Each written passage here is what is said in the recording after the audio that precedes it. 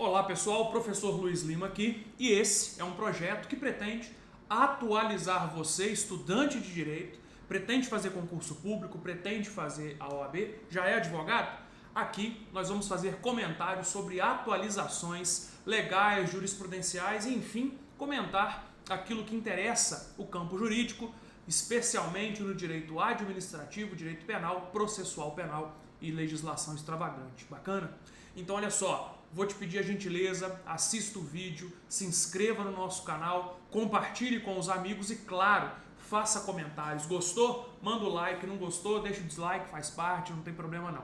Ok? Tranquilo? Então hoje eu gostaria de trabalhar com vocês aqui o nosso chamado pacote antifeminicídio, né? Vou jogar na tela aqui para vocês, ok? Pra gente falar aqui, ó, tô com um materialzinho mastigado aqui, né? Vamos falar de todas essas alterações trazidas pela Lei 14.994, ok? Amigos, conhecido popularmente como pacote antifeminicídio, eu tenho alterações tanto no Código Penal quanto no Código Processual Penal e ainda nas ditas legislações extravagantes, ok? Então, é sobre esse tema, volte comigo um instante, que eu vou abordar nesse vídeo, né? Repare vocês que na expectativa de uma didática um pouco mais dinâmica e organizacional, pedagógica, né? Eu separei para você aqui da seguinte maneira. Nós vamos fazer comentários sobre alterações do Código Penal, primeiro parte geral, depois parte especial. Avançaremos para a alteração bem pequenininha, é verdade, do Código de Processo Penal e depois a gente entra nas alterações que foram trazidas na legislação extravagante. Eu tenho alteração tanto na Lei de Contravenções Penais quanto na Lei de Crimes Hediondos, ainda na Lei Maria da Penha. Bacana? Então vamos aqui, voltando para o nosso material, ver a primeira alteração trazida dentro do Código Penal. Artigo 92 do Código Penal é que foi alterado, beleza? Olha que bonitinho que eu fiz para você, apareceu no cantinho, tá me vendo? Muito legal. Amigos, o negócio é o seguinte, você pode virar para mim e falar assim, professor Luiz, né? Eu nunca vi prova de concurso, eu nunca vi a OAB cobrar o artigo 92, tá? Agora eu abro aqui só para você saber que eu não tô aqui para fazer você perder seu tempo, né? Em 2018 foi cobrada uma questão envolvendo os efeitos da condenação que está lá no artigo 92. Bacana? Então, muito bem. Me permite voltar aqui no material? Só para você ver que eu quero anotar tudo direitinho com você, tá joia? Para que essa aula sirva de promoção para a sua vida de estudante, que não é fácil, não é verdade? Ou se você é profissional, eu acho que a vida é mais difícil ainda, mas não tem problema não. Amigos, o lance aqui é o seguinte, ó. Dentro do nosso Código Penal, eu tenho ali no artigo 91 e no artigo 92 os efeitos da condenação. Bacana? Só que o lance é, enquanto o artigo 91 traz para nós efeitos que vão ser obrigatórios, né, da condenação, eu tenho no artigo 92 os chamados efeitos secundários da condenação que dependem, né, que dependem sempre de motivação, beleza? É como se eu dissesse para você decisão judicial, né? Opa. Muito bem. É como se eu dissesse para você, tá? Deixa eu aparecer no cantinho aqui de novo, né? O seguinte, ó, o artigo 91 traz efeitos obrigatórios. Se o juiz não os mencionou na sentença, ainda assim são aplicados. Já o 92 dependem de expressa menção. Bacana? Eu estou destacando isso para você porque você vai ver que o artigo 92, alterado pela Lei 14.994, mexeu nesse entendimento, ok? Então volte comigo apenas aqui para o material, só para a gente caminhar junto, né? Repare, ó, antigamente como é que era? Eu tinha aqui no artigo 92, inciso 2, ou seja, um efeito que não era automático, até aqui comigo, né? Falando o seguinte, ó, vai ser aplicado na pessoa condenada a incapacidade para o exercício do poder familiar, da tutela ou da curatela nos crimes dolosos, sujeitos à pena de reclusão cometido contra outrem igualmente titular do mesmo poder familiar, contra filho, filha ou outro descendente ou contra tutelado ou curatelado. Ok? Comigo um instante, ó. O que diz basicamente esse efeito da condenação? Eu pratiquei um crime sujeito à pena de reclusão contra o meu filho. Eu perco o direito de exercer influência, né, educação, controle sobre as atividades do meu filho. Pratiquei contra a minha esposa. Eu perco o direito também de influenciar na vida dos meus filhos, né? Agora, eu não sou pai, né? Eu sou curador, sou responsável por aquela pessoa. Eu vou perder também esse direito de ser responsável. Bacana? Olha comigo agora o que foi acrescentado pelo pacote antifeminicídio e volta comigo para o material. Amigos, seguinte, ó. Essa aqui é a parte que foi acrescentada. Posso destacar assim para você? Nos crimes cometidos contra a mulher por razão de condição do sexo feminino, né? Ou seja, no feminicídio, tá? Eu vou ter o quê? A perda, mais uma vez, do poder familiar. Bacana? É como se eu dissesse para você o seguinte, ó, volta comigo um instante aqui. Quer dizer, pratiquei feminicídio? Eu não posso mais, de maneira alguma, exercer nenhum cuidado sobre os meus filhos, nenhum cuidado sobre aquelas pessoas queridas de quem eu vou tratar. Tudo bem até aqui? Beleza? Volta comigo, então, no nosso material. Olha só. Aqui a gente começa a ter algumas alterações que vão ser abordadas em concurso, em OAB. Bacana? Então fique ligado com isso, ok? Deixa eu aparecer no cantinho aqui para você, só para eu saber que você tá ligado comigo. Por quê? Olha só. Como é que era o parágrafo único do artigo 92? Os efeitos de que trata este artigo não são automáticos, devendo ser motivadamente declarados na sentença. Bacana? Tranquilo? Muito bem. Volta comigo só um instante aqui, ó. Pessoal, esses efeitos, não tenho dúvida, né? Eles dependiam de motivação expressa na sentença, tá? Então vejam, é o que a gente chama do chamado, né? Silêncio eloquente, né? Na verdade aqui é o seguinte, se está escrito, é para estar escrito, é para eu aplicar. Se o juiz não colocou na sentença, eu tenho a convicção de que o silêncio dele quis dizer alguma coisa. Silêncio eloquente, tá? Esse silêncio quis dizer o quê? Que não é para aplicar essa condenação. Desculpa, que não é para aplicar esse efeito da condenação. Percebeu? Mas repare comigo agora, junto aqui comigo no seu material, tá? Como ficou após a Lei 14.994. Olha só, pessoal. Ficou assim, ó. Os efeitos de que trata este artigo não são automáticos. Até aqui, tranquilo, né? Tudo igual. Devendo ser motivadamente declarados na sentença. Até aqui também, show de bola. Mas independem de pedido expresso da acusação. Vou deixar até em verde aqui, tá? Observado disposto no inciso 3 do parágrafo 2º deste artigo. Aqui eu vou só dar uma sublinhada, né? Só pra gente voltar a falar nisso, porque agora eu quero fazer esse comentário aqui com você, ó. Volta aqui comigo pra tela cheia. Vai fazer concurso? Isso aqui não é muito pra você agora não, tá? Tá no final da faculdade, vai fazer um TCC, não sabe sobre o que escrever? Deixa eu te fazer uma pergunta, né? O juiz pode, na sua prestação jurisdicional, dar aquilo que alguém não pede? O juiz pode violar aqui o princípio da inércia jurisdicional? Isso é um ponto importante para você estudar aí na faculdade, né? Para você se aprofundar nesse tema. E digo mais, o juiz que está dando dentro da seara processual penal aquilo que ninguém pede, esse juiz não estaria violando o princípio do sistema acusatório? Quer dizer, o juiz vai agir de ofício, né? São pontos que merecem uma análise aprofundada para aquele que está mais no ramo acadêmico, né? Ou mesmo para algum questionamento futuro de um cliente, uma decisão judicial nesse sentido. Eu não tenho dúvida, vai ser alvo de discussão. Bacana? Volte comigo para o nosso material. Vou aparecer no cantinho aqui. Muito bem. Gostei disso aqui, tá? Fiquei encantado com esse negócio. Eu apareço no cantinho, dou um oi para você e você, ao mesmo tempo, acompanha o que é importante no material. Pois bem, então olha só. Aqui nós temos o seguinte, esses efeitos são automáticos, aliás, não são automáticos, devendo ser motivado na hora de o juiz fazer a sentença. Beleza.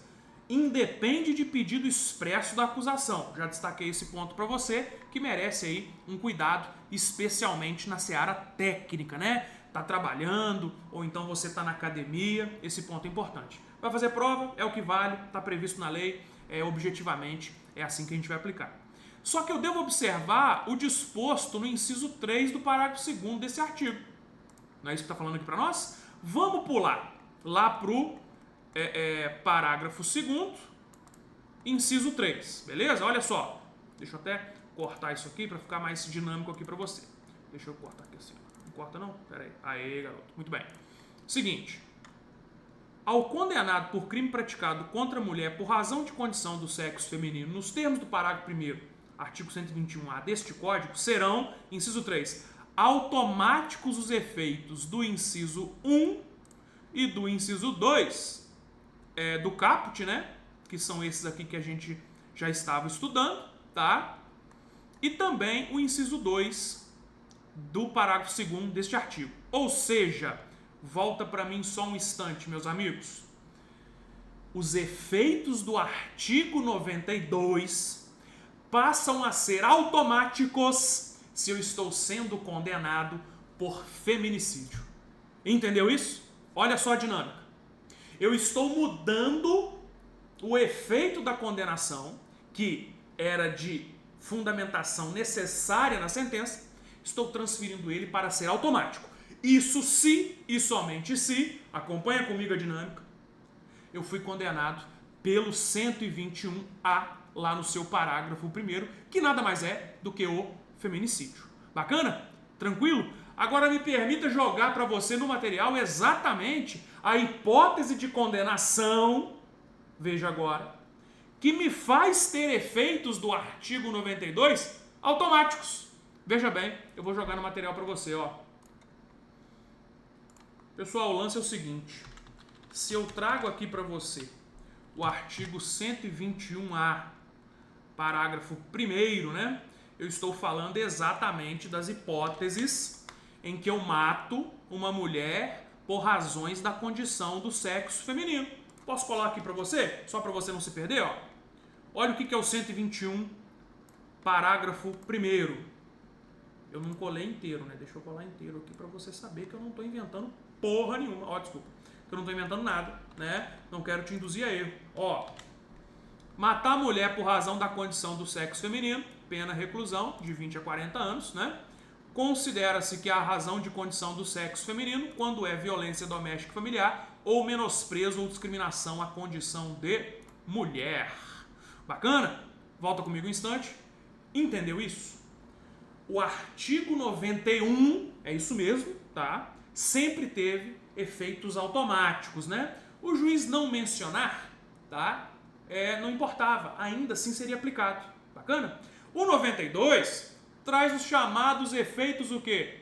Efeitos genéricos da condenação que precisam ser expressamente trazidos na fundamentação da sentença. Agora, se eu pratiquei crime contra a mulher, os efeitos do artigo 92, eles passam a ser automáticos. O juiz não falou nada, não tem problema, eu entendo que são aplicados por causa dessa agressividade que o legislador quis derramar contra aquele que pratica esse crime bárbaro, né, que é o crime de feminicídio. Tudo bem até aqui? Me fiz entender? Viu a polêmica? Bacana. Então, olha só, eu quero avançar um pouco com você aqui agora para a gente falar da parte especial, tá, do nosso Código Penal e que foi alterada pelo feminicídio. Vou aparecer no cantinho aqui com você.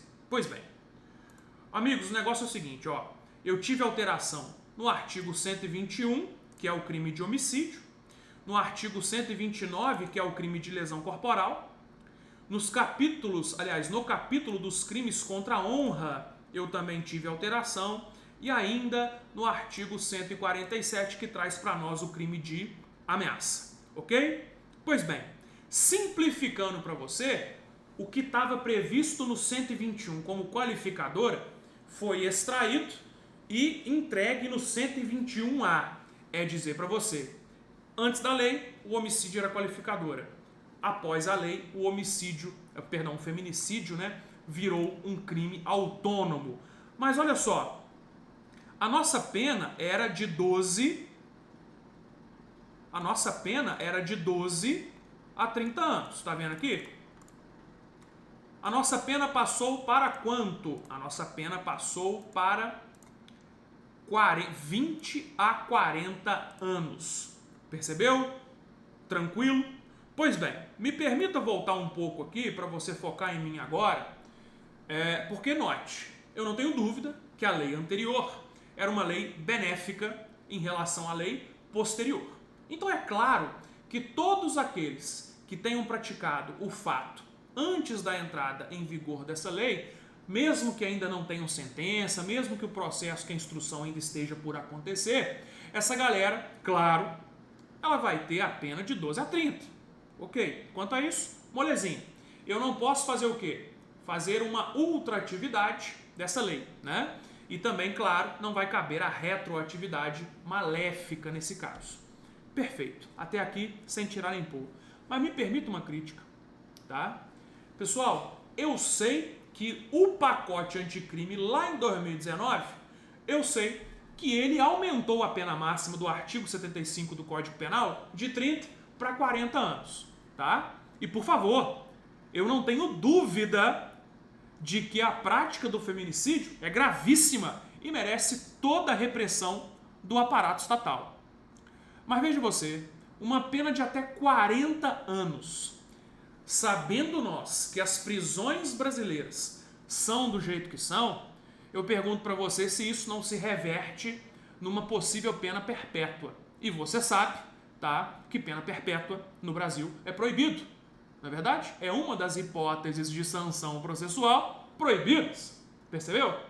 Então esse ponto aqui, mais para o campo acadêmico, tá, ele vai ser relevante para você. Vai fazer um TCC? Escreva sobre isso, ok? Repito, não quero diminuir a necessidade e a reprovação grave que deve ser dada ao feminicídio. Entretanto, existe um sistema constitucional que merece toda uma interpretação harmônica. Esse ponto é mais para academia. Repetindo que academia de musculação não, tá, ô orelhudo? A academia que eu falo a academia dos estudos, né? A academia científica. Bacana? Pois bem, então volte comigo para o material, só para a gente não se perder. Pena grave aqui, claro, né? Uma pena que aumentou. Mas veja, ó, essas hipóteses aqui, elas ficam mantidas normalmente aqui no nosso artigo anterior, tá? Eu considero que há razões de condição do sexo feminino nas mesmas hipóteses, ok? E eu tinha, né, um aumento de pena aqui de 1/3 até metade, né? Se o crime fosse praticado em 4 situações. Bacana? Durante a gestação ou nos 3 meses posteriores ao parto, contra pessoa menor de 14, maior de 60 com deficiência ou portadora de doença degenerativa que acarrete qualquer condição limitante ou vulnerabilidade física ou mental, na presença física ou virtual do descendente ou do ascendente, em descumprimento das medidas protetivas. Isso gerava 1/3 até metade de aumento de pena. Vejamos na lei atual, ó, na lei nova, no pacote antifeminicídio. Mesma coisa, eu vou aumentar de 1/3 até metade, nas mesmas situações, tá? Olha só, gestação ou 3 meses posteriores ao parto, bacana? Acrescentou aqui só, né? Se a mãe, ou então se a mãe é vítima de pessoa com deficiência em qualquer idade, tá? Aumentou, isso aqui já é a primeira diferença, ó. Ok? Vou colocar destacado aqui para você, ver se assim fica bom, né? Contra pessoa menor de 14, maior de 60 com deficiência ou com alguma situação degenerativa, né, que causa dificuldade física ou mental, bacana, aqui foi repetido. Presença física ou virtual, bacana, aqui foi repetido, né? Em descumprimento das medidas protetivas da Lei Maria da Penha, ok, aqui foi repetido. E agora entram aqui, né, uma causa de aumento de pena nas circunstâncias previstas no inciso 3, 4 e 5 do parágrafo 2º do artigo 121. Posso jogar para você aqui? Você me permite isso? Deixa eu jogar para você aqui, só para você entender em quais situações é que houve ainda essa causa de aumento de pena. Vamos lá. São as qualificadoras do inciso 3. Deixa eu jogar aqui embaixo para você, ó. Aumentou a pena de 1/3 até metade se o crime é praticado com emprego de veneno, fogo explosivo, asfixia, tortura, outro meio insidioso ou cruel ou de que possa resultar perigo comum, não é isso? Também no inciso 4, vamos lá no Código Penal, inciso 4, ó, vou colocar aqui para você. Quando que isso acontece? Traição, emboscada, mediante dissimulação ou outro recurso que dificulte ou torne impossível, deixa eu colocar o acento aqui, a defesa do ofendido. Ou ainda, inciso 8, volto no Código Penal, tá? Para trazer aqui para vocês, ó, com emprego de arma de fogo de uso restrito ou de uso proibido. Essas que são qualificadoras lá no homicídio, tá? Elas vão ser causa de aumento agora no feminicídio. Bacana? Volta comigo só um pouquinho para você entender qual que é o ponto aqui. Amigos, eu estou pegando as qualificadoras de cunho objetivo e dando a elas um aumento de pena dentro do feminicídio. Isso vai gerar uma interpretação, e aqui eu estou falando para você que vai estudar o tema. Ah, então peraí, se eu praticar feminicídio por motivo fútil ou motivo torpe, eu não tenho causa de aumento de pena? Não, animal! Sabe por quê? Porque o feminicídio que leva você a praticar a conduta por condições do gênero feminino já traz em você uma natureza subjetiva na conduta. É dizer, a sua finalidade é degenerar a figura feminina. Então não tem como, senhoras e senhores, eu falar que o motivo é fútil, que o motivo é torpe e que ainda é feminicídio. Ora, o feminicídio, veja você, ele pode ter uma finalidade fútil, torpe, mas a finalidade maior é você ofender a integridade da mulher. Então o que eu fiz? Peguei as qualificadoras de natureza objetiva, bacana, e coloquei como causa de aumento dentro do feminicídio, que é crime autônomo agora. Ok? Tranquilo? Pois bem, volta no material comigo, só para você não se perder. Então, já sabemos aqui, né, que eu tenho nessas hipóteses uma causa de aumento de pena que é a mesma que era, né, de 1/3 até metade. Ok? Joia! Meus amigos, e também foi acrescentado aqui, no artigo 121, uma obviedade, né? Comunicam-se ao coautor ou partícipe as circunstâncias pessoais elementares do crime previstas no parágrafo 1º deste artigo, né?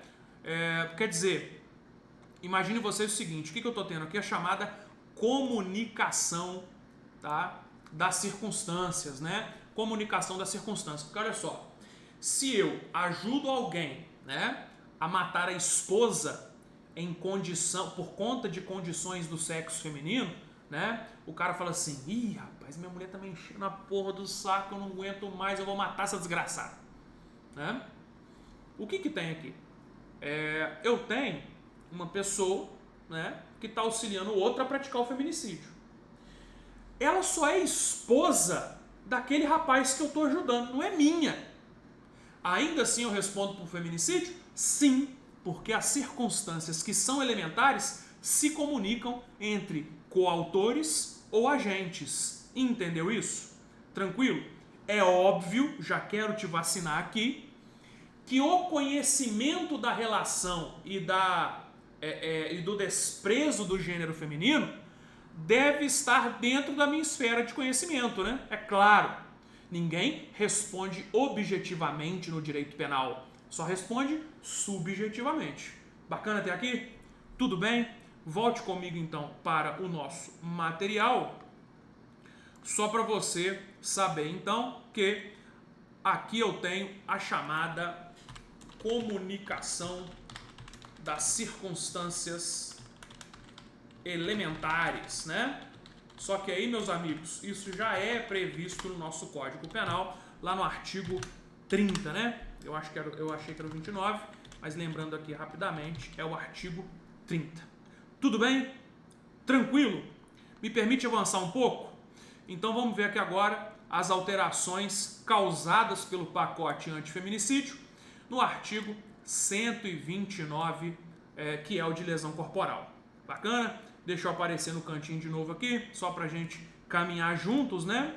Amigos, basicamente aqui, veja você, no parágrafo 9º, né, da violência doméstica, eu tenho uma pena de reclusão que era de 3 meses a 3 anos e passou agora a ser de 2 a 5 anos, né? Mais uma vez, uma novatio legis impejus, que vai fazer com que eu tenha o quê? A chamada retroatividade maléfica. Então não posso de maneira alguma aplicar a lei nova a casos passados, ok? E aqui agora, no parágrafo 13, né? Não sei se você sabe, a gente fala nono, né? Depois é 10, 11, 12, 13, né? Então você fala primeiro, segundo, terceiro, quarto, quinto, sexto, sétimo, oitavo, nono, depois vai 10, 11, 12, 13, 14, etc. Ok? É só até o nono que a gente faz a contagem em número ordinal. Aliás, é ordinal, isso mesmo. Depois é cardinal. O parágrafo 13 fala, ó, se a lesão for praticada contra a mulher por razão de condição do sexo feminino, nos termos do parágrafo 2º do artigo 121 do Código Penal, reclusão de 1 a 4 anos, né? Pois bem, pequena mudança para falar o seguinte, né?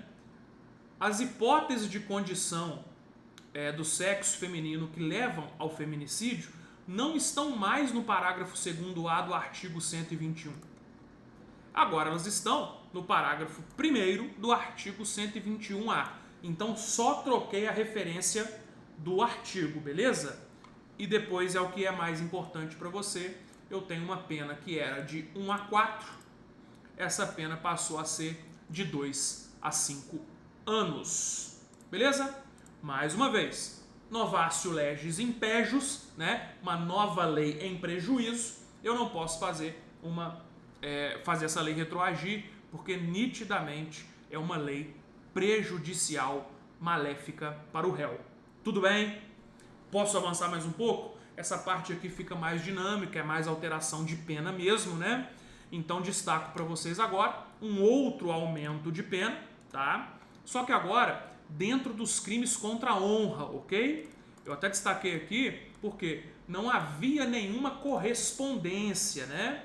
Eu não tinha nada na lei anterior, foi acrescentado o parágrafo 3º do artigo 141, ok? E o artigo 141, só para você saber, volte até comigo aqui um instante, né? O artigo 141, o que ele vai trazer para nós, nada mais é do que aplicações a todo o capítulo dos crimes contra a honra.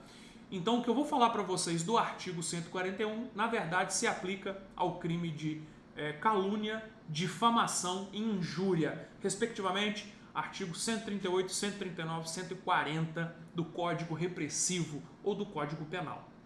Tranquilo? Comigo de novo no nosso material. Vamos lá. Posso ficar no cantinho aqui, não te incomoda não? Então tá bom. O que acontece? Se o crime é cometido contra a mulher por razões de condição do sexo feminino, nos termos do parágrafo 1º do artigo 121-A deste Código, a pena dos crimes contra a honra, ouça, calúnia, injúria, difamação, vai ser aplicada em dobro. Bacana? Em dobro. É bom destacar, né? Quero até deixar registrado aqui com você, a natureza jurídica desse dispositivo, né? É de causa de aumento de pena, ok? Eu tô falando isso porque às vezes, né, você vai ficar na dúvida em qual fase da dosimetria eu vou jogar isso aí. E claro, né, que eu estou jogando isso exatamente na terceira fase, porque é uma causa de aumento de pena. Show de bola? Tranquilo? Pois bem, artigo 147. olha para mim, muita atenção agora. Vai fazer concurso, irmão? Vai fazer prova da OAB? Cara, isso vai cair. Isso vai cair. Porque quando foi assim no pacote anticrime, isso despencou em prova, tá? Isso despencou em prova. Então, assim, é o mesmo feeling de questão, percebe? Professor, o que aconteceu lá no pacote anticrime que despencou em prova? Aconteceu o seguinte. O crime de estelionato, ele era um crime de ação penal pública incondicionada. Veio o pacote anticrime e tornou o estelionato um crime de ação penal pública condicionada. Irmão, isso caiu em prova demais, tá? E agora tem o inverso acontecendo dentro do pacote anticrime. Então repare,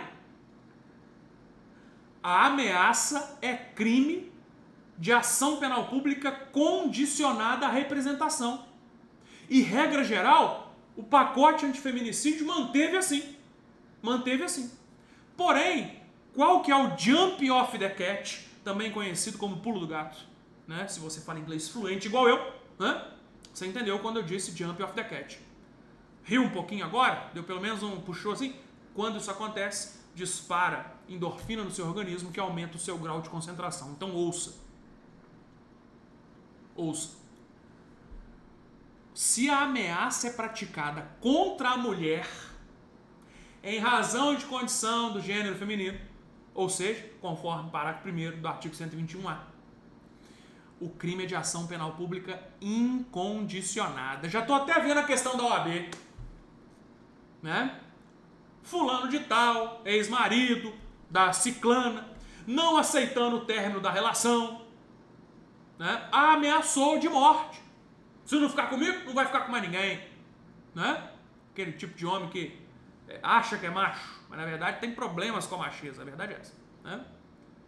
Mulher minha, se não for minha, vai ser de mais ninguém, né? Pois bem, esse cara que ameaçou essa mulher no contexto da violência doméstica familiar contra a mulher, praticou um crime cuja ação penal é pública incondicionada. Quer ver? Volta comigo então para o material. Muito bem. Olha o que está aqui, ó. Olha como é que era. Parágrafo único, somente se procede mediante representação. Ou seja, me permito explorar o espaço aqui, é crime de ação penal pública condicionada. Condicionada a quê, Luiz? A representação, né? A vítima tem que falar o seguinte, ó, eu desejo que essa pessoa seja processada. O poder é da vítima. Bacana? Agora olha só como é que ficou o 147. Temos um parágrafo 1º e um parágrafo 2º. O que fala o parágrafo 1º? Vamos à leitura. Se o crime é cometido contra a mulher por razão de condição do sexo feminino, nos termos do artigo do parágrafo 1º 121A deste Código, primeiro, a pena é em dobro. Lei que piorou a situação do réu. É vedado, retroatividade maléfica, ok? Agora o parágrafo 2º, que é desse ponto nevrálgico, olha que chique, né? Nesse ponto que central do seu estudo, que eu falei para você. Somente se procede mediante representação, exceto na hipótese prevista no parágrafo 1º deste artigo. Amigos, entendeu esse ponto? O que eu quero que você leve para sua prova, para os seus estudos, para o seu concurso, para a sua OAB? Pratiquei crime de ameaça? Pratiquei. É contra a mulher? É. Ação penal pública incondicionada. Pratiquei crime de ameaça? Pratiquei. Dentro da relação doméstica familiar contra a mulher ou em condição de gênero feminino? Não. Ação penal pública condicionada à representação. Tranquilo? Caminhe em paz comigo aqui? Pois bem. Olha só o que a gente já falou. Já esgotamos aqui todas as alterações do pacote antifeminicídio dentro do Código Penal. Falamos das alterações da parte geral e falamos das alterações da parte especial.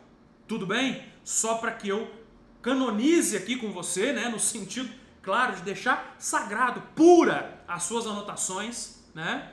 Eu tenho que você já viu comigo as atualizações do pacote antifeminicídio dentro do Código Penal. Agora, uma rápida alteração simplória, tá?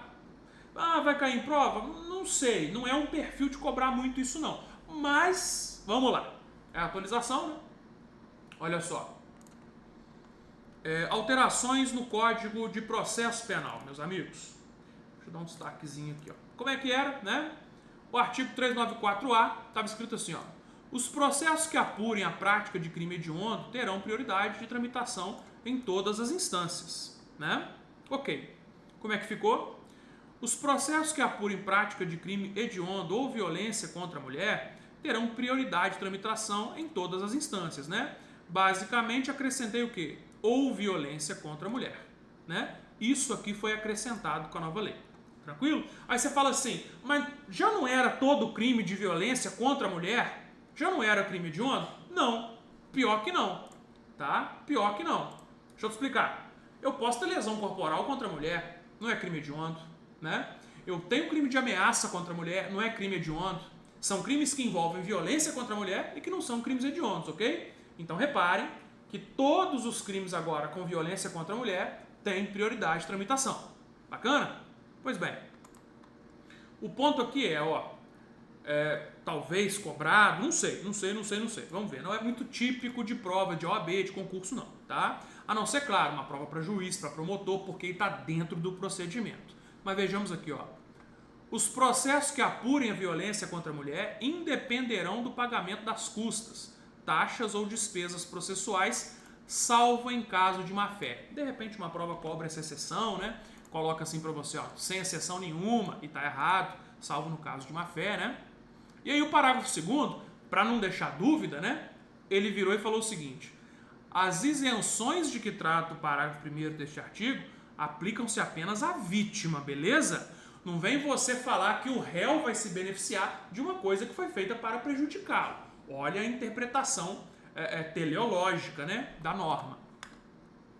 As isenções de que trata o parágrafo 1º deste artigo aplicam-se à vítima. E se essa morrer? Ao cônjuge, ao ascendente, ao descendente ou irmão. É o famoso CAD, né? Olha aqui o CAD, ó. Cônjuge, ascendente, descendente e irmão. CADI, percebeu? Tranquilo? Quando a estes couber o direito de representação ou de oferecer queixa ou prosseguir com a ação. Tudo bem? Volta para mim só um instante agora, me permita te fazer uma pergunta. E o companheiro? O companheiro não está escrito na lei, só ficou o cônjuge. Deixa eu te fazer uma pergunta.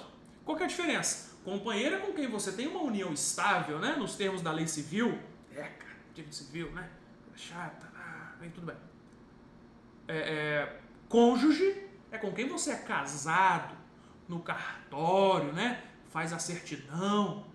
Muito bem. Amigos, eu não tenho dúvidas aqui de que a interpretação mais adequada é do cabimento do cônjuge. Do cabimento do companheiro, tá? Claro, né? Afinal de contas, a nossa Constituição, não lembro a emenda agora, né? Mas ela equiparou as uniões estáveis às hipóteses de casamento, tá? Então notem vocês que aqui numa interpretação até sistemática, né? Eu saber que a Constituição está no topo das normas, não me permite interpretar de outra maneira esse dispositivo para interpretá-lo também em favor do cônjuge. Bacana? Pois bem, esse ponto talvez seja o único aí de discussão que eu vou ter dentro do nosso pacote antifeminicídio. Tranquilo? Então, agora vamos lá, né? Avançar aqui para ver as alterações na legislação extravagante. Conforme eu tinha dito para vocês, né? Lei de contravenções penais sofreu alteração, lei de execução penal e também lei de crimes hediondos e, claro, a própria lei Mary of the Pen, que em português é chamada de Maria da Penha, né? Beleza, vamos lá. Olha aqui, ó.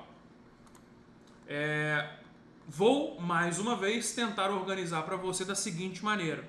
Primeiro vou tratar da lei de contravenções penais, depois lei de execução penal, depois lei de crimes hediondos e, por último, lei Maria da Penha. Tranquilo? Então, olha só. Tá aparecendo aí a tela para você, não tá? Bacana. como era antes da Lei 14.994, a Lei de Contravenções Penais. O artigo 21, que trata do crime não, né, da contravenção penal de vias de fato, né? Deixa eu abrir um parênteses rapidinho com você aqui. Olha só para mim, então esquece o material um pouquinho agora. O lance é o seguinte, Lei de Contravenções Penais. Professor, o que é contravenção penal? O Brasil escolheu dividir, né, os delitos, tá, as condutas criminosas em dois grupos, né? O grupo chamado de crimes e um grupo chamado de contravenções penais.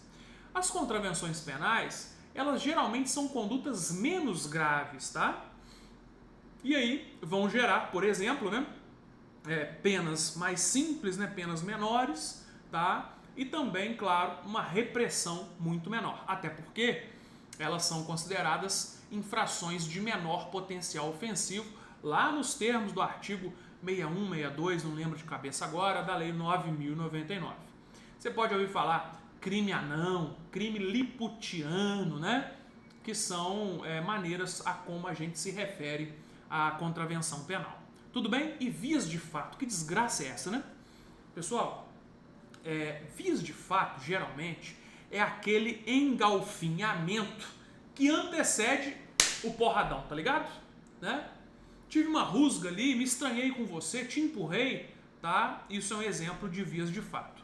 Tranquilo? Só para você se situar, agora volta comigo para o material.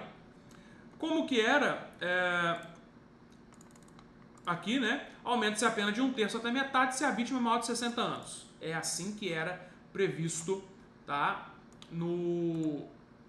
Na vias de fato. Como que tá agora? Aumenta-se a pena de 1/3 até metade se a vítima é maior de 60 anos. Até aqui ficou exatamente same thing, né? Exatamente a mesma coisa, mas você não fala inglês igual eu, desculpa, né? Exatamente same thing, tá ligado? Mesma coisa. Muito bem. Agora o parágrafo 2º, veja você, né? Ele traz para nós a grande novidade, ó. Se a contravenção é praticada contra a mulher por razão de condição do sexo feminino, nos termos do parágrafo 1º do artigo 121A do Código Penal, aplica-se a pena em triplo. Bacana? Tudo bem até aqui? Só de curiosidade, vamos ver. A pena é pequena, tá?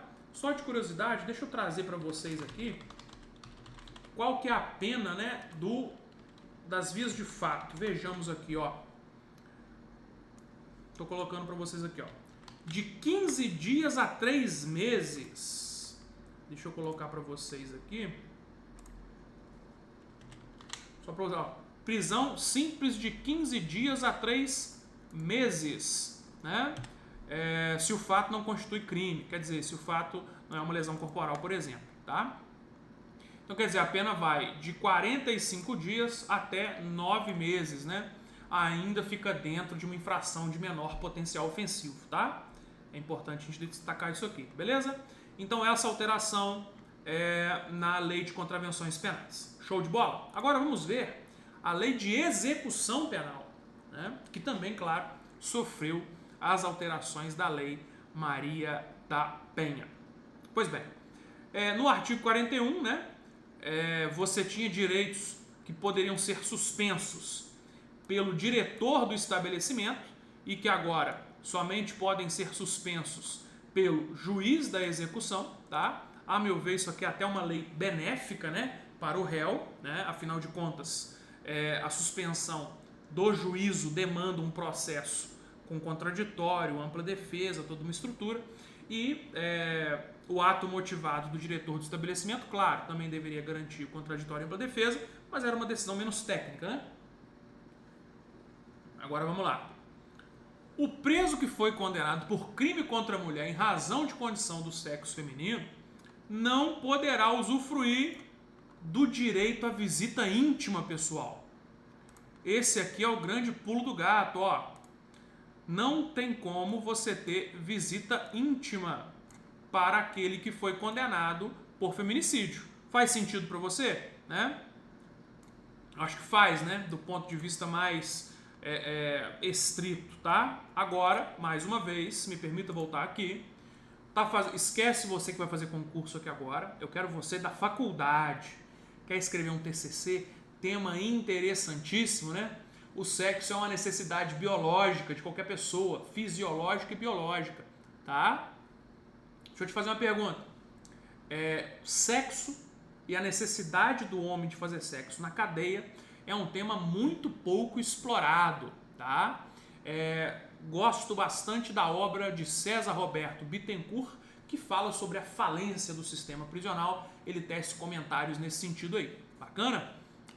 Você tirar do homem, portanto, o direito à visita íntima, a meu ver, né, pode, no campo bem acadêmico, tá, pessoal? Por favor, eu não quero viralizar de maneira negativa nas redes sociais, pelo amor de Deus. O ponto é polêmico, eu sei, né?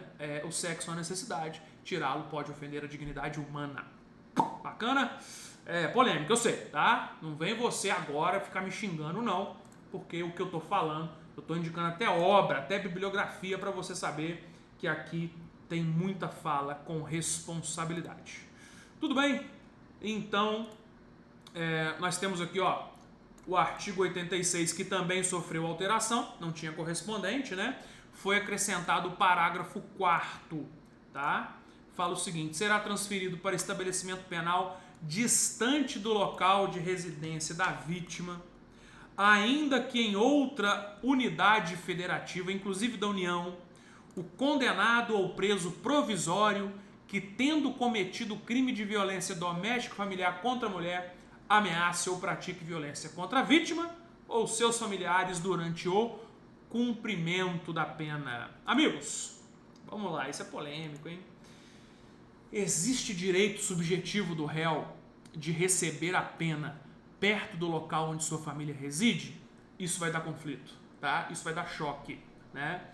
Eu não tenho dúvida que a intenção do legislador é, claro, dar a garantia para a família da vítima, né, para a própria vítima, de que a pessoa está longe, se sair vai demorar para voltar para cá, né, esse tipo de coisa.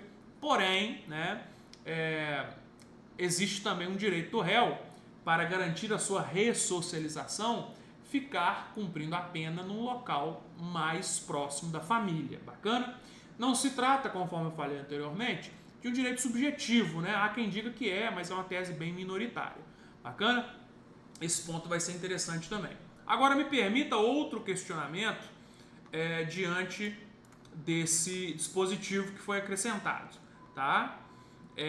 Pessoal, o que eu ia falar? Será transferido, ainda que localizado em outra unidade condenado provisório. Sim. A lei de execução penal, ela se aplica também para preso provisório? Isso também costuma ser bem questionado em provas, tá? E a resposta é positiva. Até porque o parágrafo 4º não deixou margem de dúvida, né? O preso provisório também vai sofrer as consequências dessa aplicação. O cuidado que eu quero que você tome aqui é exatamente isso, né? Eu posso aplicar as normas da execução penal ao preso provisório? Entenda, é um preso que está numa prisão temporária, é um preso que está numa prisão preventiva. Bacana? Esse cara tem direito a usufruir daquilo que está na LEP? A resposta é amplamente positiva. Tranquilo? Muito bem. Avance mais um pouco comigo para outra alteração, essa sim eu entendo da maior relevância para você que vai fazer concurso, vai fazer prova, tá? Essa aqui é fundamental, pessoal. Foi acrescentado lá no artigo 112 da LEP, né, que sofreu já alterações significativas com o pacote anticrime. Antigamente era tudo fração, né? Veio para nós aí o pacote anticrime e transformou o quantum de pena, também conhecido como requisito objetivo para a progressão de regime, né, valores em percentual. E olha só o que foi acrescentado agora, meus amigos. Se a pessoa ela praticou feminicídio e ela for primária, ela, para progredir de regime, deverá cumprir 55% da sua pena. E note, é proibido receber o benefício do livramento condicional. Pessoal, olha só o que a lei trouxe aqui para nós, né? Você que praticou feminicídio, mesmo que primário, praticou só uma vez, né? Não foi a segunda nem nada não, praticou só uma vez. Praticou feminicídio, mesmo sendo primário, você vai precisar de 55% da sua pena para progredir de regime, tá? E ainda não pode ter livramento condicional. Vamos dar um exemplo? Volta comigo só um instante, né? Uma pessoa foi condenada, primária, né, a feminicídio, pegou 20 anos. Tudo bem? 20 anos. Bacana? Essa pessoa, depois que ela cumprir, repare, 55%, me ajuda aqui com a matemática, né? Acho que são 11 anos, tá bom? 50, porque se fosse 10, né, seria 5 anos e 6 meses, são 20, o dobro, 11 anos. 11 anos depois de ficar presa, ela sai do regime fechado e vai para o regime aberto. Minto, semi-aberto, obviamente, tá? Beleza. E tem um instituto lá do artigo 83 da LEP, que é o chamado livramento condicional, que depois que o apenado cumpre um quantum de pena, ele pode ser solto mesmo, tá? Claro, praticou algum crime lá fora, descumpriu alguma condição, volta para a cadeia para continuar, né? Mas olha o nome disso, livramento condicional. Ele fica livre com condições, por isso que é livramento condicional. Esse cara que praticou feminicídio não tem mais direito a livramento condicional, tá? Então repare, vamos voltar no nosso exemplo. Fui condenado a 20 anos, sou primário, para eu ir para o semiaberto, tem que cumprir 11 anos. Professor, e agora para ele ir para o aberto? Como é que funciona? Ora, 55% daquilo que falta, né? Até porque pena cumprida é pena extinta. Então veja, sobrou aí 9 anos. Porra, não vou fazer conta aqui agora, né? Porque eu sou ruim disso aí. Mas 55% de 9 vai ser o novo tempo que esse cara vai ter que cumprir para ir para o regime aberto. Bacana? Vai dar mais ou menos aí, se fosse 50%, 4 anos e meio, vamos colocar mais uns 5 anos, mais ou menos, por números redondos aí, só para facilitar, eu vou ter o cara no regime aberto. Então 11 mais 5, 16 anos para depois ir para o regime aberto. É mais ou menos a previsão hoje. Tranquilo? Volta comigo no nosso material para eu poder ver com vocês uma outra alteração da nossa LEP, né? Que é a necessidade de que toda vez que a pessoa que está em liberdade por qualquer benefício, mas se ela foi condenada a feminicídio, né, esse cara só sai do estabelecimento penal mediante monitoração eletrônica. Monitoração eletrônica você conhece como tornozeleira, né?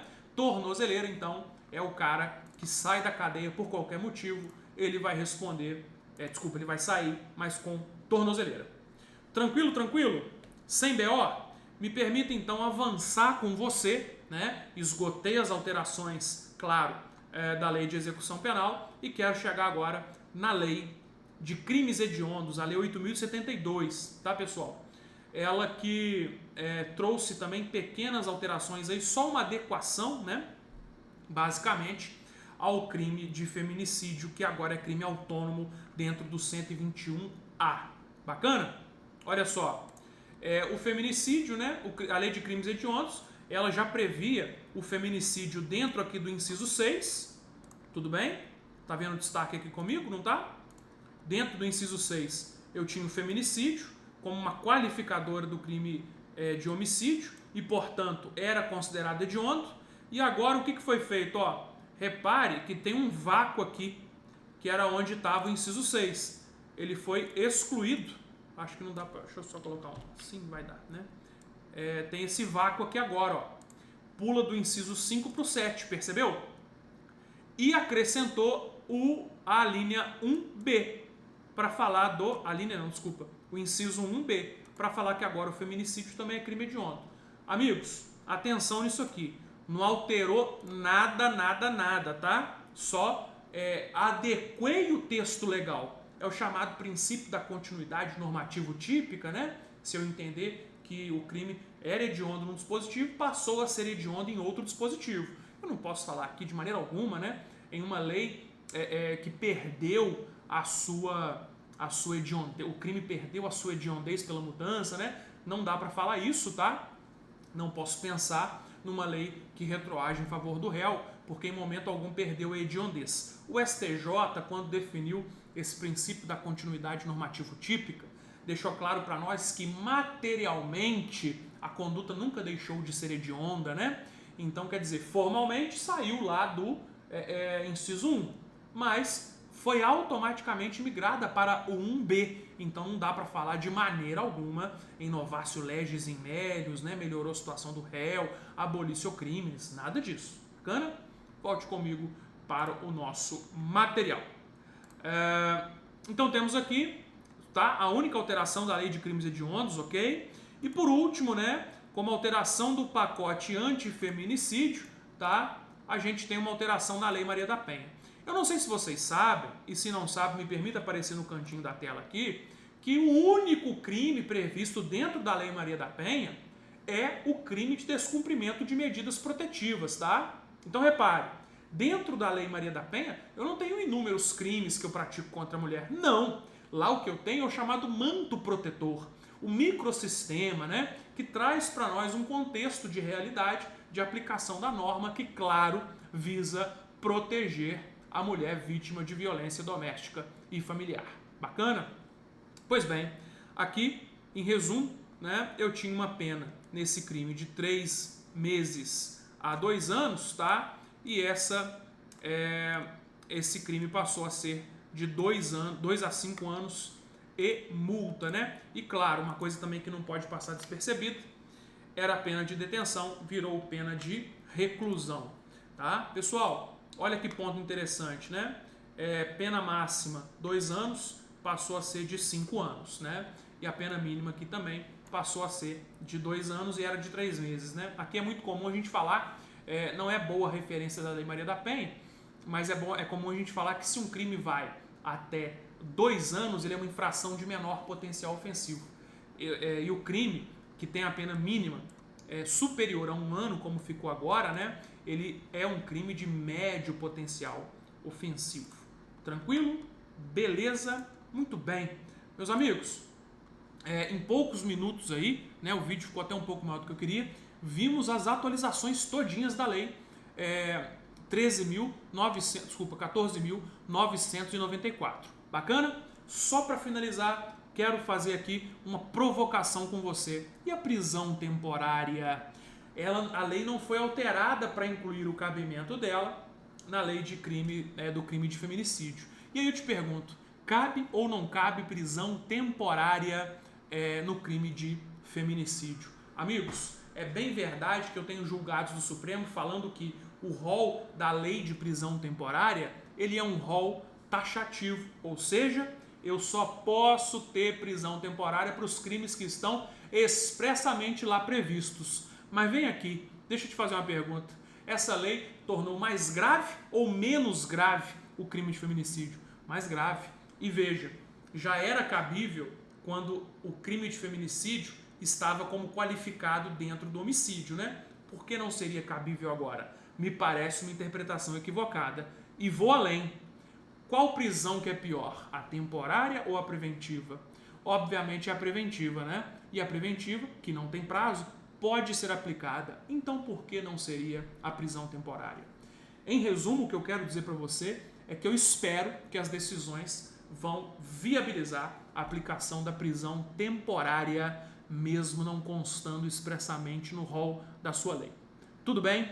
Tranquilos? Amigos, se gostou, deixa o like. Se não gostou, deixa o dislike. Faz parte. Comente, compartilhe. Peça os amigos para se inscreverem no canal. Bacana? Até o próximo vídeo. Muito obrigado.